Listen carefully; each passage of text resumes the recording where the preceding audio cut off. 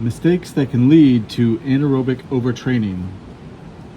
What possible mistakes in the factors that make up the exercise stimuli might lead to an overtraining syndrome? Answers to this question remain somewhat speculative. An ineffective program that plateaus or maintains a performance variable well under its potential may also contribute to a type of pseudo-overtraining state. Mistakes of too much and too little both can have similar performance results, but the overtraining state is associated with greater damage or negative physiological alterations in the neuromuscular system. Mistakes in any of the acute program variables in the progression of a program could theoretically result in an overtraining syndrome, but the mechanisms involved in the performance decrements might be quite different. Overtraining classically has been thought to be a function of mistakes in intensity or volume in exercise. Periodization approaches to training attempt to use these two variables to carefully plan a progression that does not lead to overtraining. One of the biggest factors in periodization's success is the use of planned rest in each training cycle.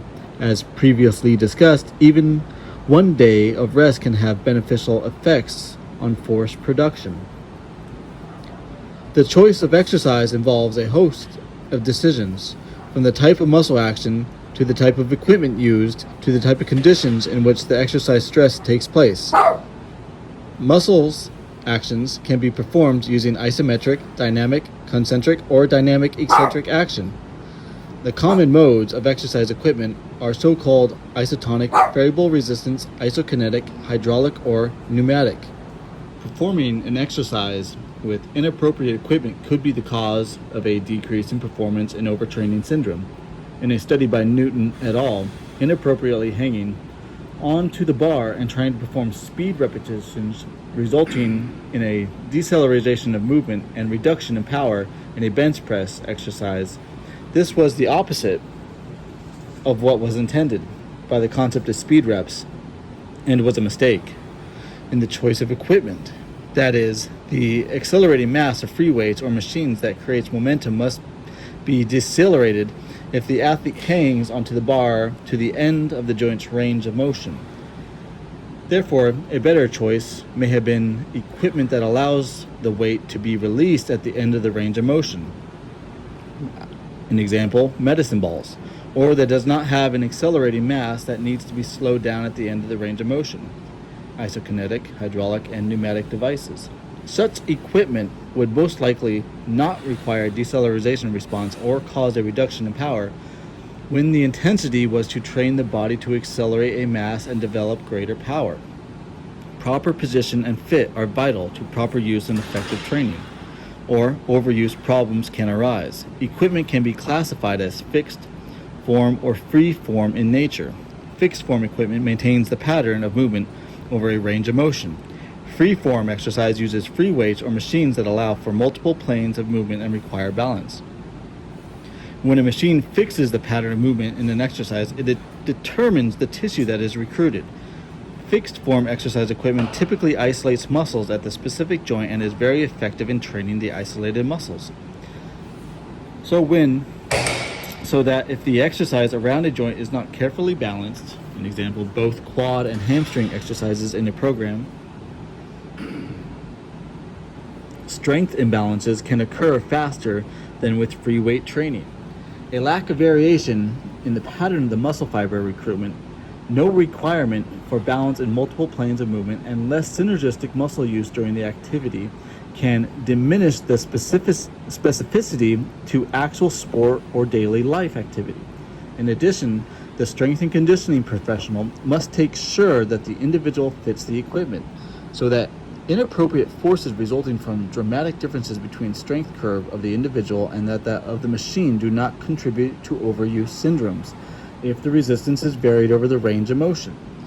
The order of exercise may be important in overtraining. The effect of order on a resistance exercise workout is related to the rate of fatigue and the intensity possible. Whether a squat exercise occurs at the beginning or at the end of a workout affects the amount of resistance that can be used. The exercises in the workout must be prioritized so that the ones most important to the training goal are placed at the beginning of a workout. A plateau in the training response could result from exercise being performed in a fatigued state, when optimal recruitment is not achieved and maximal loads cannot be used. Although pre-exhaustion techniques require the athlete to perform exercises while fatigued, the fact is that if maximal strength and power performance are desired, maximal loads must be used in training to adapt the nervous system optimally. Even going from arm to arm and leg to leg in circuit training rather than arm to leg, which allows more recovery, can create a problem in the rate of progression for stimulating the targeted musculature. If an individual does not progressively adapt to the consecutive use of the same limbs, the force capability is reduced in the subsequent exercise, and thus the intensity is affected. Furthermore, more complex exercises and large muscle group exercises typically must be placed at the beginning of the workout to optimize their performance and intensity. Thus, physiological effects in the order of exercise are the part of the workout design that must be given careful consideration. As already discussed, the intensity of a resistance exercise interacts with the volume of the exercise. An example, sets times reps times intensity. To provide one of the most potent variables, mistakes in intensity contribute to an overtraining phenomena. The intensity of the exercise is typically mode specific. For example, an external mass is lifted in free weights and machines. Submaximal or maximal efforts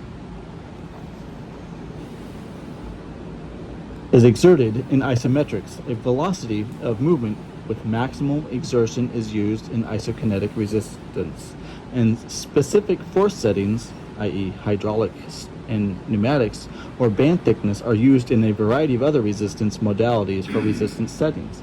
Typically, a repetition maximum, e.g. 10 RM, or a percentage of 1 RM, e.g. 50% of 1 RM, is used to quantify the demands of the exercise.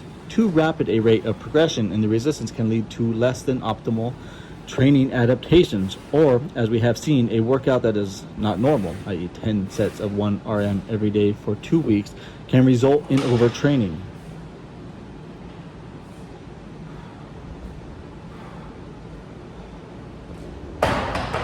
Too rapid a rate of progression in the resistance can lead to less than optimal training adaptations, or, as we have seen, a workout that is not normal, 10 by 1 RM. Mistakes in the real world are often due to highly motivated athletes using a high volume of heavy loads and taking little rest to recovery from such workouts. Overtraining may be even more frequent in master athletes who have not modified the progression formats from their younger years. As a person ages, the recovery process is also slowing down. This could be due in part to an altered hormonal environment that does not support the remodeling of muscle and connective tissue as quickly as in younger athletes. This is especially true as one goes from the 4th to the 6th decade of life. The number of sets is an important factor in calculating the amount of total work in joules, or volumes of exercise in a workout. The volume of exercise has been found to be important for continued gains in building programs. Building programs attempt to optimally improve strength, power, and muscle size, or a combination of these. Conversely, an inappropriate volume of exercise can create an exercise stimulus that leads to the physiological ability of the individual to recover from the stress. In other words, the total work is too great, and excessive soreness or residual fatigue occurs and does not disappear within 48 hours. Therefore, inadequate adaptational response and overtraining result if the mistake is made over a long-term training program. Mistakes related to the number of sets typically affect the amount of muscle tissue recruited.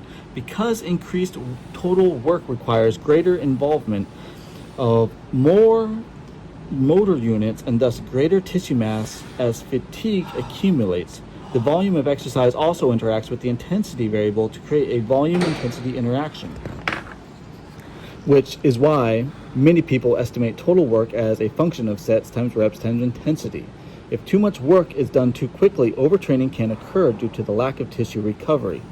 Too much total physiological stress, psychological stress, or energy substrate depletion. One of the more overlooked variables in the design of a workout program is the amount of rest between sets and exercises. This variable can have a dramatic effect on the acid-base status of muscle and blood and on energy, substrate utilization, and depletion patterns. In addition, Therian et al. Demonstrated that the state of anxiety can increase prior to short rest workouts and that anger associated with pain can also occur.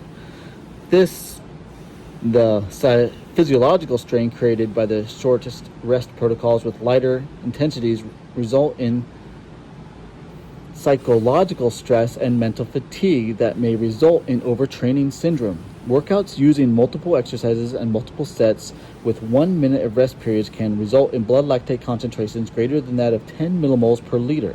In elite lifters, short rest, an example, less than 1 minute rest between sets and exercise protocols have been shown to create blood lactate over 20 millimoles per liter, which places tremendous stress in the body's ability to buffer the acidity in both the muscle and the blood.